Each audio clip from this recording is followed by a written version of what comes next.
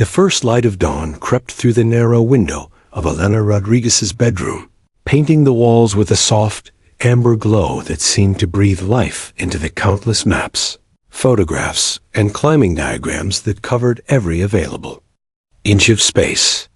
Outside, the Andes Mountains stood as silent witnesses to a dream that was about to take root.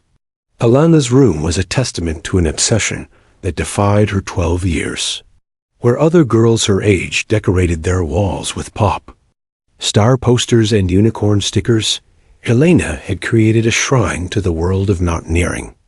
Topographical maps of the Cordillera Blanca were pinned with colored markers tracing potential routes. Photographs of legendary climbers, both men and women, were carefully arranged like a genealogy of mountain conquerors.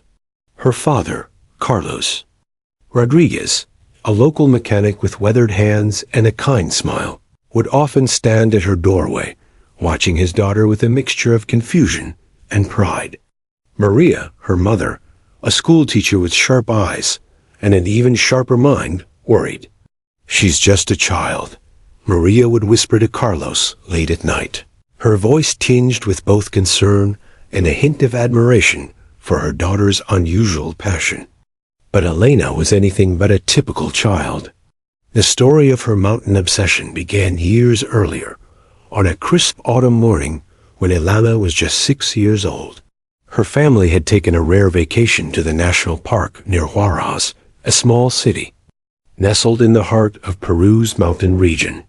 While other children played near the visitor center, Elena had wandered away, drawn by the massive peaks that seemed to touch the sky. It was there, standing at the base of a mountain trail, that something extraordinary happened. A group of climbers was preparing for an expedition, their colorful gear spread out like a vibrant mosaic against the earth-toned landscape. Elena watched, transfixed, as they checked their equipment, discussed routes, and spoke a language that seemed as complex and mysterious as the mountains themselves. An older climber, weathered, with skin like tanned leather and eyes that had seen 1,000 summits, noticed the small girl staring intently. He approached her, expecting her to be frightened or shy. Instead, Elena bombarded him with questions. "How high can you climb?" she asked, her eyes wide with genuine curiosity. "What happens if the weather changes? How do you know which way to go?" The climber, Marco Rivas, would later tell people this was the most unusual encounter he'd ever had with a child. Most kids would have been intimidated by the mountaineering equipment or the rugged landscape. Elena was analyzing, calculating, dreaming. From that moment, Alana's life became a single-minded pursuit. She devoured every book about mountaineering she could find. The local library became her second home. While other children read fairy tales, Elena studied survival guides, meteorological reports, and biographies of mountaineers who had conquered some of the world's most challenging peaks. Her parents noticed the change gradually. At first, it seemed like a passing phase. But as months turned into years, Elena's passion only grew more intense. She would spend hours creating detailed maps of mountain ranges, studying wind patterns, and learning about the geological formations of the Andes. Carlos would find her late at night, surrounded by books and maps, a small flashlight illuminating her concentrated face. "Papa," she would say, looking up with eyes that burned with an intensity beyond her years, "did you know that the Andes are the longest mountain range in the world? And they're still growing?" Her mother tried to redirect her interests. "Why don't you join a soccer team?" Maria would suggest. "Or take dance lessons like other girls your age?" But Elena was uninterested. Her dance was with the mountains. Her team was the invisible community of climbers who understood the language of peaks and valleys. The local community found her fascinating and slightly odd. In the small town where everyone knew everyone, Elena was the girl who was different. While other children played in the streets, she was measuring wind speeds, studying cloud formations, and practicing knot-tying techniques she had learned from mountaineering books. Her teachers were both impressed and concerned. Her geography teacher, Mr. Ramirez, was the first to recognize her extraordinary potential. She doesn't just learn, he told her parents during a parent-teacher conference. She understands. Elena doesn't just see a mountain. She sees a complex ecosystem, a challenge, a living entity. But challenges awaited. The mountaineering world was notoriously male-dominated and age-restrictive. Elena knew that her dream of becoming a professional mountaineer would be met with skepticism, ridicule, and outright rejection. Yet, in her mind, these were mere obstacles to be overcome. Just like the mountains she dreamed of climbing. As the sun continued to rise that morning, casting long shadows across her bedroom, Elena Rodriguez was already planning. Her finger traced a route on a map of the Cordillera Blanca, her breath fogging the glass of her window. The mountains outside seemed to lean in, listening to the whispers of a dream that was about to challenge everything everyone believed possible. Little did anyone know that the small girl with the mountain maps was preparing to write her own chapter in the history of mountaineering, a chapter that would begin with a simple, powerful belief that age is just a number and passion knows no limits. The small workshop sat at the edge of town like a forgotten monument to forgotten dreams. Rusted climbing equipment hung from weathered walls, and the smell of old leather and metal permeated the air. Most locals avoided the place, whispering about the bitter old man who lived and worked there. But Elena Rodriguez saw something entirely different. Miguel Sanchez was a legend among mountaineers, a name spoken with a mixture of respect and fear in climbing circles. At 65, he was a shell of the mountaineering titan he once was. A devastating climbing accident 15 years earlier had shattered his leg and, more painfully, his spirit. He retreated to this small workshop, repairing equipment and living in the shadow of his past glories. Elena's first encounter with Miguel was anything but promising. She had been watching the workshop for weeks, gathering courage. On a crisp Saturday morning, she finally approached, her backpack filled with carefully collected mountaineering magazines and notes. "Senator Sanchez?" she called, her voice steady despite her racing heart. Miguel looked up from a climbing harness. He was meticulously repairing. His eyes, steel gray and piercing, seemed to look through her rather than at her. "What do you want?" he growled, his voice as rough as the mountain terrain he once conquered. Most children would have retreated, but Elena stood her ground. She pulled out a detailed sketch she had made of a complex climbing knot, spreading it on his workbench. "I'm trying to understand the structural integrity of this alpine butterfly knot," she said, her finger tracing the intricate design. Miguel's initial reaction was a bark of laughter. "Go home, little girl. This isn't a place for children." But Elena was persistent. Each day after school, she would appear at the workshop. Sometimes she would just sit quietly, observing. Other times, she would ask precise, intelligent questions about the equipment Miguel was repairing. She brought him carefully researched articles about mountaineering techniques, mountain rescue innovations, and equipment design. Weeks turned into months. Miguel's initial irritation gradually transformed into something between curiosity and grudging respect. The girl was unlike any child he had ever encountered. She didn't want stories or adventure tales. She wanted knowledge. One particularly cold evening changed everything. Miguel was struggling with a complex repair on a specialized climbing carabiner. The mechanism was delicate, requiring both strength and precision. Frustrated, he was about to discard the expensive piece of equipment. Elena, who had been quietly sketching in her notebook, spoke up. "The stress fracture is near the gate mechanism," she said softly. "But if you realign the internal spring, using this specific technique I read about in the Swiss Alpine Journal, you might save the carabiner." Miguel stared at her, mouth slightly open. The technique she described was advanced, something few professional climbers would know, let alone a 15-year-old girl. Over the next few months, Elena became Miguel's shadow. She learned not just about equipment, but about the philosophy of mountaineering. Miguel spoke of mountains as living entities, temperamental, unpredictable, demanding absolute respect. A mountain doesn't care about your age, your gender, or your dreams, he would tell her. It cares only about your preparation, your respect, and your understanding. Elena absorbed every word. She began helping Miguel in the workshop, learning to repair equipment with a precision that soon rivaled the old mountaineer's skills. Her small hands became calloused, her understanding deepened. She wasn't just learning about mountaineering, she was becoming a mountaineer. The local community watched with a mixture of confusion and amusement. The bitter old man and the determined young girl became an unlikely pair.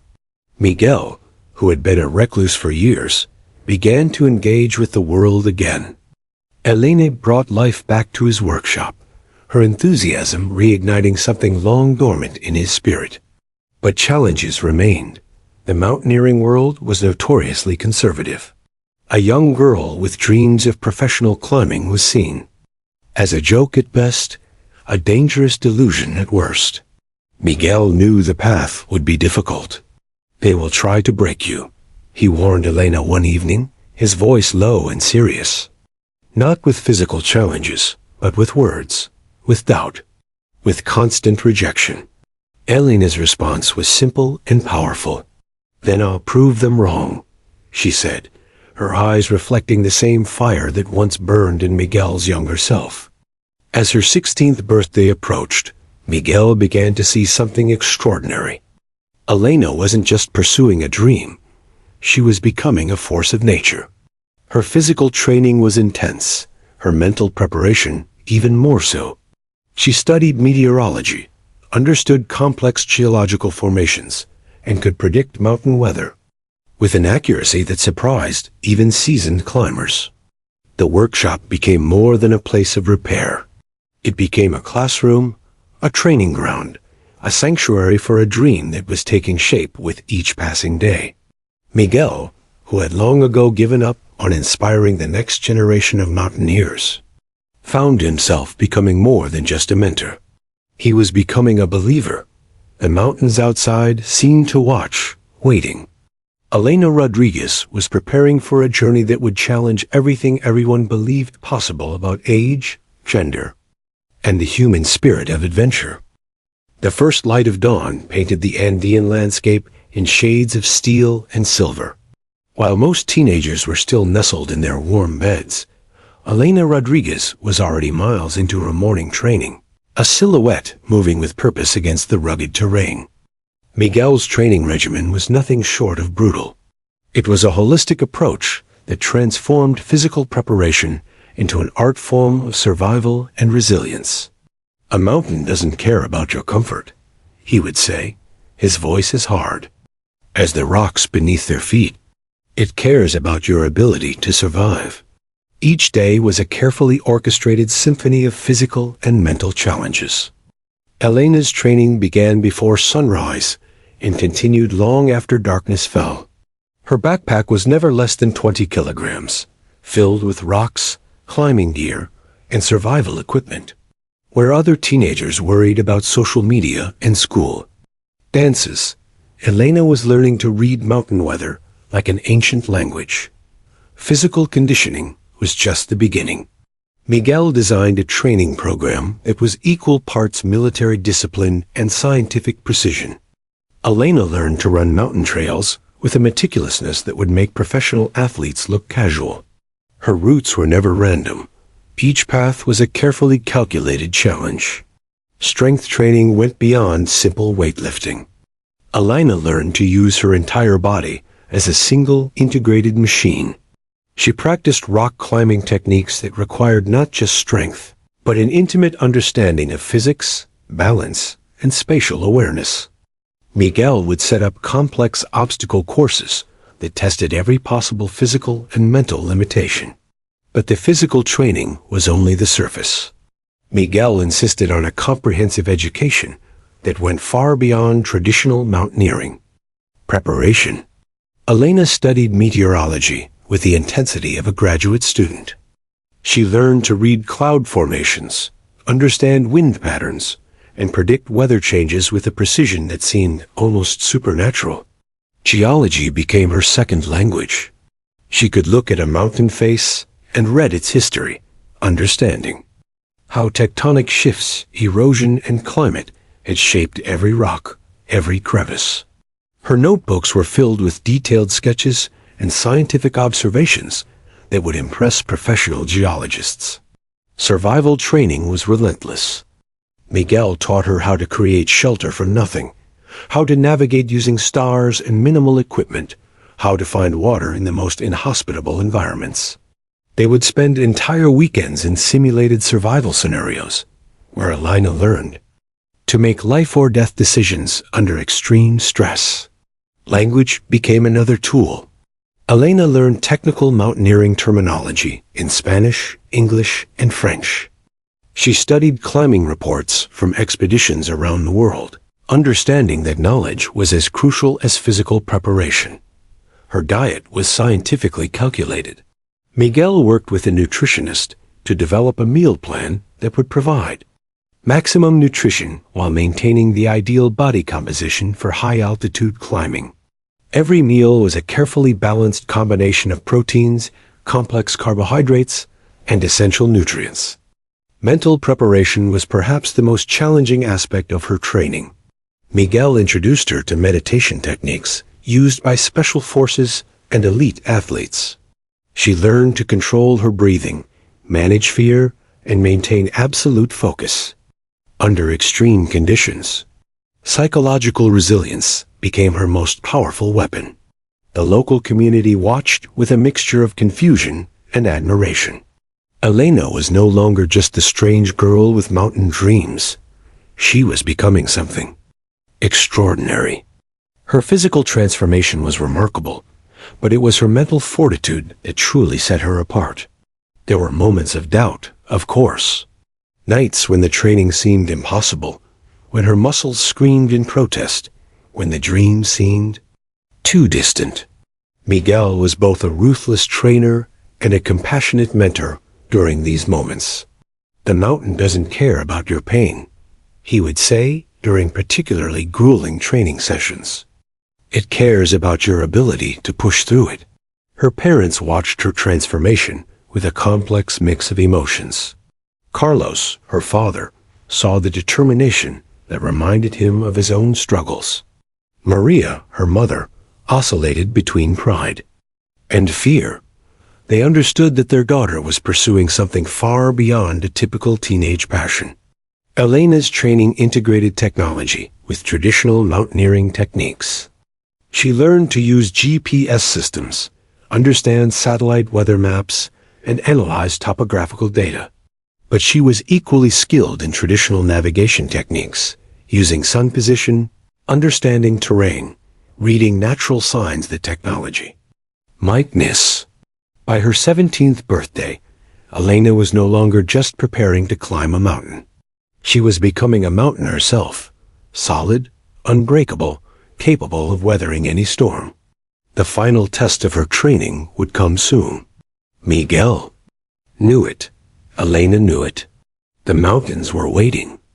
As the sun set on another grueling training day, Elena stood atop a rocky outcrop, looking at the Andean peaks in the distance. She was no longer just dreaming of conquering mountains. She was becoming something far more powerful, a force of nature, shaped by determination, preparation, and an unbreakable spirit. The mountains seemed to whisper their approval. Her journey was just beginning. The conference room of the Andean Mountaineering Association was a temple of tradition. Wood-paneled walls adorned with photographs of legendary climbers, most of them weathered men who had spent decades conquering some of the world's most challenging peaks. Elena Rodriguez stood at the entrance, her portfolio tucked carefully under her arm, a sharp contrast to the room's masculine legacy. She was 17, young, determined, and about to challenge an institution that had guarded its traditions more fiercely than the mountains themselves protected their secrets. The application for the expedition was more than a piece of paper. It was a declaration of war against every preconceived notion about who could be a mountaineer. Elena had spent months preparing her proposal, a meticulously crafted document. That was part scientific expedition plan, part personal manifesto.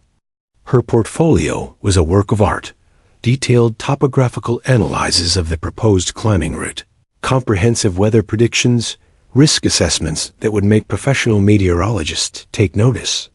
She had included her training logs, medical fitness reports, and recommendation letters from Miguel Sanchez and her high school geography teacher. But the mountaineering committee saw something entirely different. A girl? Jorge Mendoza, the committee's senior member, said, his voice dripping with condescension. 17 years old? This is not a school field trip. The laughter that followed was not just dismissive. It was cruel. 12 men, most of them over 50, looked at Elena as if she were a child who had wandered into an adult's meeting by mistake. Their eyes held a mixture of amusement and barely concealed contempt. Elena stood motionless. Miguel had prepared her for this moment. They will try to break you with words, he had told her. Your response is not anger. Your response is excellence. Ms. Rodriguez, another committee member said, leafing through her proposal with an exaggerated sigh. Mountaineering is not a hobby. It's not a teenage fantasy. These expeditions require years of professional experience. She knew the statistics. Less than 3% of high-altitude mountaineering expedition leaders were women, and those who did lead were typically in their late 30s or 40s. At 17, Elena was an anomaly, a threat to their carefully maintained status quo. But Elena was not there to plead. She was there to challenge. My proposal demonstrates a comprehensive understanding of the expedition's geological, meteorological, and technical challenges, she responded, her voice steady. I've mapped potential routes that minimize risk, developed contingency plans for multiple scenarios, and undergone specialized training that exceeds standard preparation protocols. Her words hung in the air, a challenge dressed in scientific precision. The committee members exchanged glances. Some looked intrigued despite themselves. Others remained firmly skeptical. Jorge Mendoza, the most senior member, leaned forward.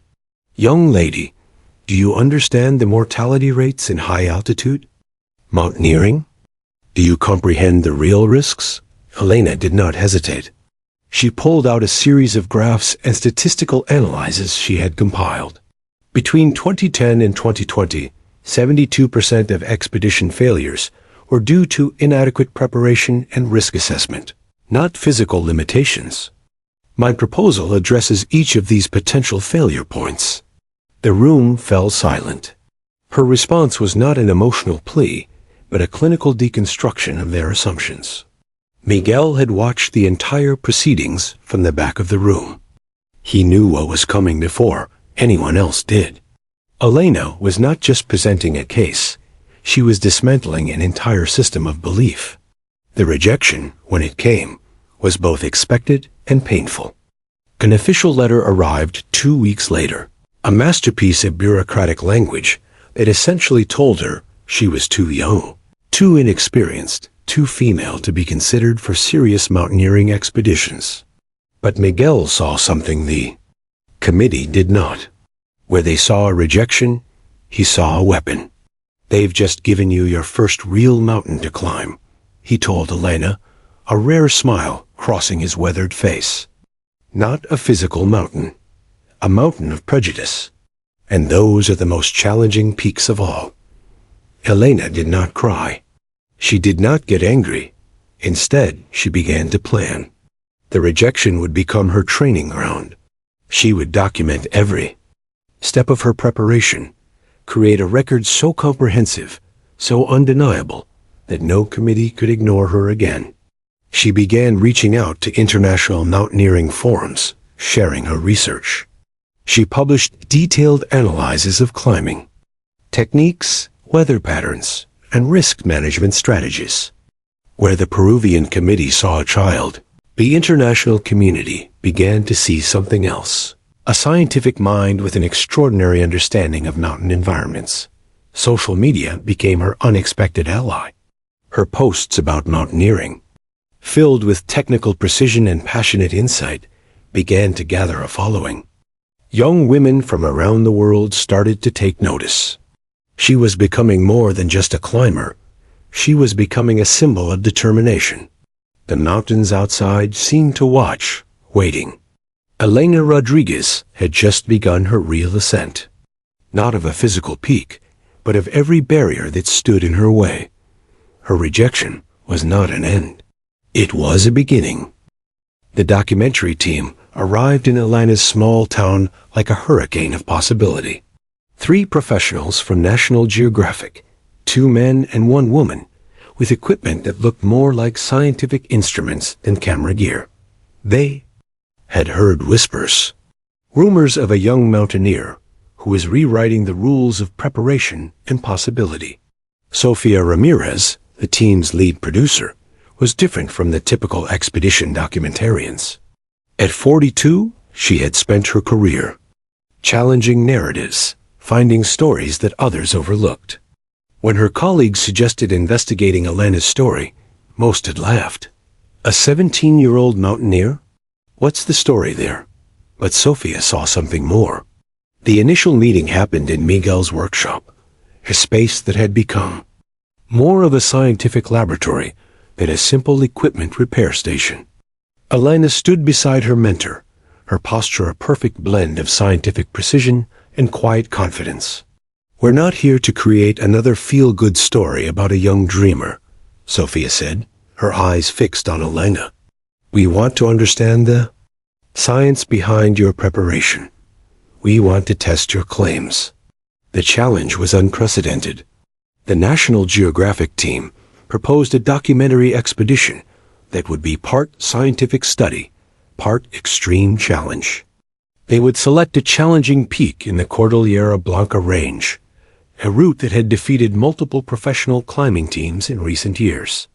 The conditions were clear. Elena would lead a small team that included 2 experienced mountaineers. Every moment would be documented, every decision analyzed. She would have to prove herself not through sympathy, but through pure, verifiable competence. Miguel watched the negotiations with a veteran's calculated eye. He knew this was more than an expedition. This was Elena's moment to transform her years of preparation into visible, undeniable proof. The team that would accompany Elena was carefully selected. Roberto Castillo, a 45-year-old veteran climber with over 2 decades of high-altitude experience, would serve as the primary technical expert.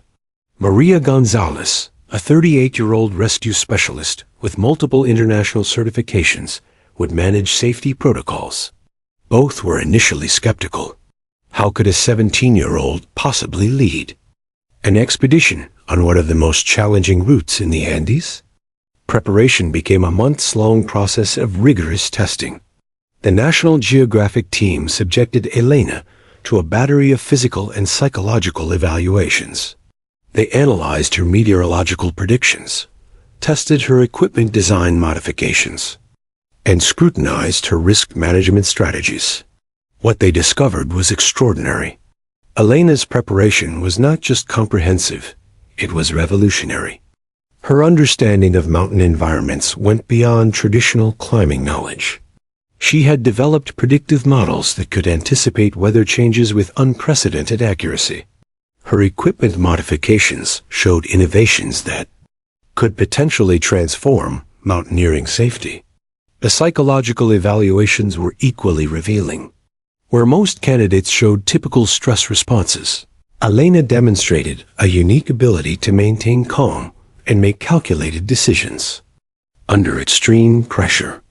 Her mental mapping of potential scenarios was so detailed that it resembled military-grade strategic planning. Roberto and Maria began to change their perspectives. What had started as a potentially condescending expedition transformed into a genuine scientific exploration. The chosen route was brutal. The Nevado Huascarán, Peru's highest mountain, presented challenges that had defeated multiple professional expeditions. Unpredictable weather patterns, complex ice formations, and extreme altitude made it a perfect testing ground. National Geographic saw more than a climbing expedition. They saw a potential breakthrough in understanding human potential, mountain environments, and the future of extreme exploration. As the expedition preparation intensified, Elena's hometown watched with a mixture of pride and disbelief. The girl who had been laughed at, dismissed, and repeatedly rejected was now preparing to lead a national expedition that would be watched by millions. Miguel's role became crucial. He wasn't just a mentor now, he was a strategic advisor, helping Alana navigate the complex political and scientific landscape of the expedition. "This is more than a climb," he would tell her during their late-night planning sessions. "This is about challenging every assumption about what's possible." The documentary team began preliminary filming, capturing Elena's final preparation stages. Her training regimen was unlike anything they had ever documented. Each day was a carefully orchestrated combination of physical conditioning, scientific research, and mental preparation. Sofia Ramirez found herself increasingly fascinated. This was not just a story about a young climber. This was a narrative about human potential, about breaking through systemic barriers, about redefining what was considered possible. As the expedition date approached, the tension was palpable. National Geographic had invested significant resources. The mountaineering community watched with a mixture of skepticism and anticipation. Elena Rodriguez was no longer just a local story. She had become a global phenomenon. The mountains of the Cordillera Blanca seemed to wait, holding their breath. A 17-year-old was about to challenge everything they thought they knew about human limitation. The expedition was about to begin. Part 6. The Mountain's True Test. A dance with nature's fury. Darkness enveloped the mountain like a living entity. At 4,200 meters, the world transformed into a landscape of shadows and survival. The wind carried a language of its own, a harsh whisper that spoke of imminent danger. Elena Rodriguez stood at the critical junction of their expedition, her body a silhouette against the vast, unforgiving terrain of Nevado Huascarán. The mountain was testing her, not just with its physical challenges, but with a complexity that would break lesser climbers. The first signs of trouble came subtly. A slight shift in wind pattern, a barely perceptible change in atmospheric pressure. Where other climbers might have missed these nuanced warnings, Elena read them like an intricate language. Roberto Castillo, the veteran climber, watched her with a mixture of professional curiosity and growing respect. Maria Gonzalez, the rescue specialist, had long since stopped questioning Elena's capabilities. The young climber had proven herself repeatedly during the initial stages of the expedition. Their progress had been methodical, almost scientific. Elena's predictive models had guided them through terrain that had defeated multiple professional expeditions. Her understanding of the mountain went beyond traditional climbing knowledge. She approached the ascent like a complex mathematical problem, each movement calculated, each decision a precise algorithm of survival. The avalanche warning came first as a vibration, a subtle tremor that most would have missed.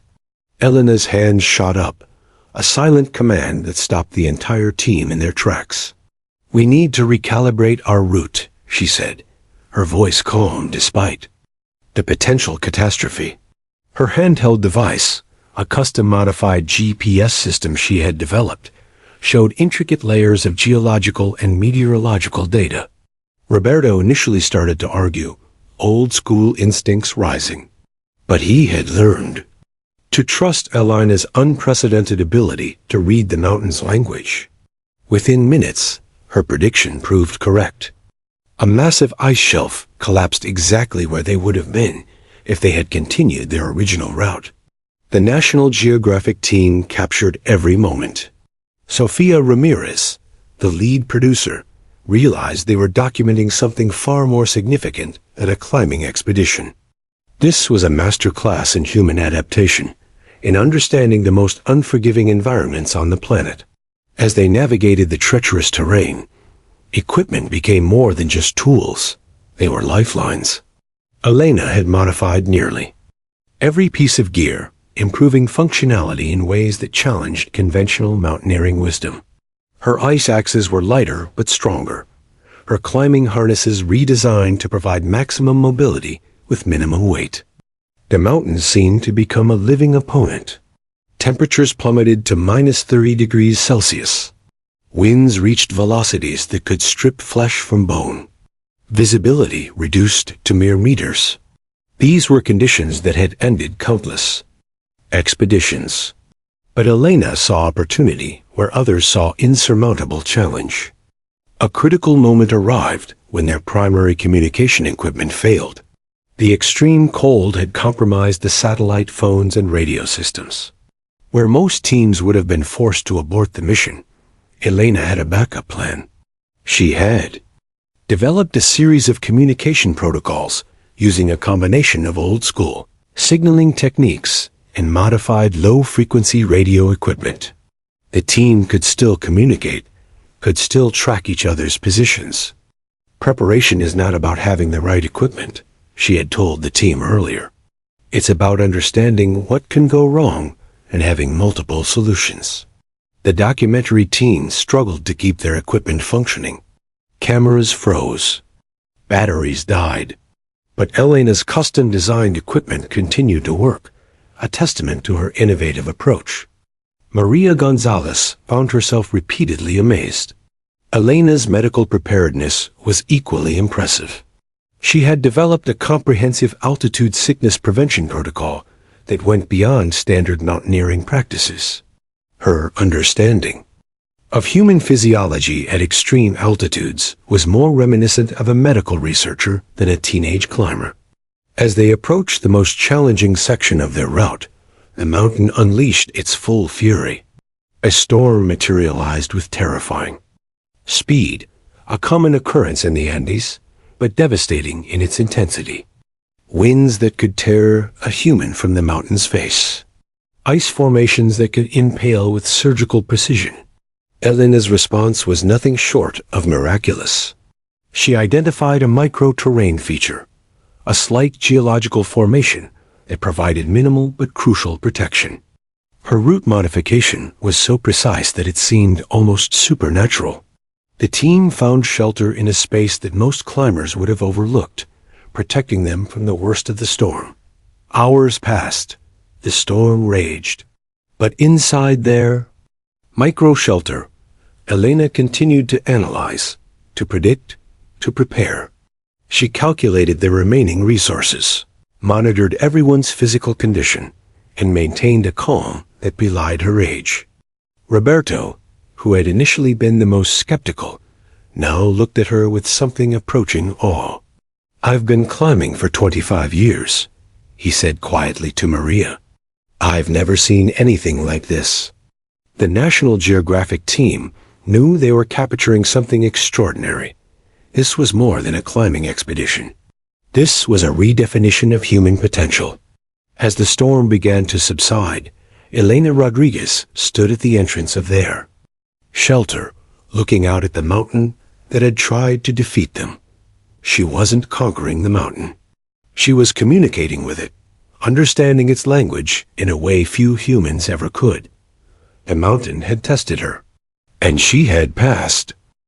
The photograph would become legendary. Taken precisely at 4,200 meters, it captured more than just a moment. It was a declaration of human potential, a visual manifesto that would challenge every preconceived notion about age, gender, and human limitation. Elena Rodriguez stood atop a razor-thin ridge, her ice axe raised against a backdrop of impossibly jagged peaks. The Nevado Huascaran stretched beneath her like a sleeping giant, its ice fields reflecting a light that seemed to come from another world. Her posture was not one of conquest, but of profound respect, a subtle difference that would be analyzed by mountaineers, scientists, and philosophers for years to come. The National Geographic team knew they had captured something extraordinary. Sofia Ramirez, the lead producer, would later describe it as a moment that rewrites human potential. The image went viral within hours of its initial upload. Social media platforms exploded with discussions. Mountaineering forums buzzed. Scientific journals began to take notice. A 17-year-old girl had done what entire professional teams had failed to do, not just survive an expedition that had defeated countless experienced climbers, but transform the very understanding of what was possible. But the photograph was just the surface of a much deeper story. The expedition had been a masterclass in innovation. Elena's approach had been nothing short of revolutionary. Her custom-designed equipment, her predictive modeling, her understanding of mountain environments had transformed what was previously considered theoretical knowledge into practical survival.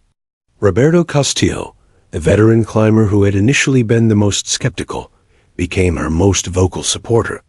She didn't just climb the mountain, he told reporters. She communicated with it. She understood its language in a way I've never seen in 30 years of climbing. The scientific community was equally impressed. Elena's detailed logs, her meteorological predictions, her equipment modifications were studied with intense scrutiny. Universities began requesting copies of her expedition notes. Research teams wanted to understand the methodology behind her unprecedented success. But the true impact went far beyond professional recognition. Young women around the world found a new hero. Social media filled with images of Elena, her story becoming a beacon of possibility. Girls who had been told they were too weak, too small, too young, began to see themselves differently. She wasn't just a mountaineer. She had become a symbol of breaking through barriers. The documentary team had captured something far more profound than a climbing expedition. They had documented a moment of transformation, not just for Elena, but for an entire generation of young women who were redefining what was possible. Her hometown of Huaraz transformed overnight. The small community that had once whispered about the strange girl with mountain dreams now celebrated her as a local hero. The streets were filled with pride, with a sense of collective achievement that transcended individual success. Miguel Sanchez, her mentor, watched the unfolding story with a mixture of pride and quiet understanding. He had seen something special in Elena from the beginning, not just talent, but a profound understanding of human potential. Mountains are not conquered, he would tell journalists who sought his perspective. They are understood, and Elena understands them in a way few humans ever will. The scientific community began to take serious notice. Elena's expedition data was unprecedented. Her ability to predict mountain conditions, to modify equipment in real time, to make split-second decisions that saved lives, these were not just climbing skills. They were a new form of environmental intelligence. Research institutions began reaching out. Sponsorship offers flooded in. But Elena remained focused. This was never about personal glory. This was about expanding human understanding. Her equipment modifications became the subject of serious scientific study. She had developed climbing gear that was lighter, more adaptable, and more responsive to extreme conditions than anything previously conceived. Gear manufacturers began studying her designs, recognizing that she had solved problems they had struggled with for decades. The photograph at 4,200 meters became more than an image. It became a symbol of a generational shift. Where previous mountaineering images showed conquest and domination, Elena's stance spoke of something different: respect, understanding, collaboration with nature. International climbing associations, which had previously dismissed her, now sought her input. Her age was no longer a limitation. It was an asset. She brought a fresh perspective, unencumbered by traditional thinking. Universities began developing new courses inspired by her approach. Interdisciplinary programs emerged that combined environmental science, meteorology, equipment design, and human performance, all inspired by Elena's groundbreaking expedition. But for Elena, the true victory was not in the recognition. It was in the possibility of inspiring others to look beyond established boundaries. "The mountain doesn't care about your age," she would say in interviews. "It cares about your preparation, your respect, and your understanding." As the sun set on the day of her return, casting long shadows across the Andean landscape, Elena Rodriguez stood with her team. The documentary cameras captured a moment of quiet reflection. She wasn't celebrating a victory. She was processing a transformation. The mountains behind her seemed to whisper their approval. A new chapter in human exploration had just been written. The auditorium at Stanford University was packed. Students, scientists, and mountaineering enthusiasts had come from around the world to hear Elena Rodriguez speak. At 25, she had become more than a mountaineer. She was a global thought leader in environmental science, human performance, and technological innovation. Her journey had taken her far beyond the peaks of the Andes. The expedition that had once seemed like a singular moment of triumph had transformed into a lifelong mission of understanding human potential and environmental interaction. Elena's research had become groundbreaking. Her work bridged multiple disciplines, combining meteorology, environmental science, engineering, and human performance psychology. Universities competed to have her as a visiting researcher. Tech companies sought her insights for developing next-generation equipment and predictive modeling systems. But she had never forgotten her roots. The Elena Rodriguez Foundation had become a global platform for empowering young women in scientific exploration. It wasn't just about mountaineering. It was about breaking down barriers in every field of scientific and technological research. Her programs provided scholarships, mentorship, and equipment to young women from underserved communities around the world. She understood that her success was not just a personal achievement, but a responsibility to open doors for others. Miguel Sanchez, now in his 70s, watched her evolution with quiet pride. The bitter old man who had once dismissed a young girl's dreams had become her most ardent supporter. Their relationship had transformed from mentor-student to true partners in scientific exploration. Elena's approach to mountaineering had revolutionized the entire field. Her research had developed new predictive models for mountain environments that saved lives. Search and rescue teams around the world used technologies she had developed.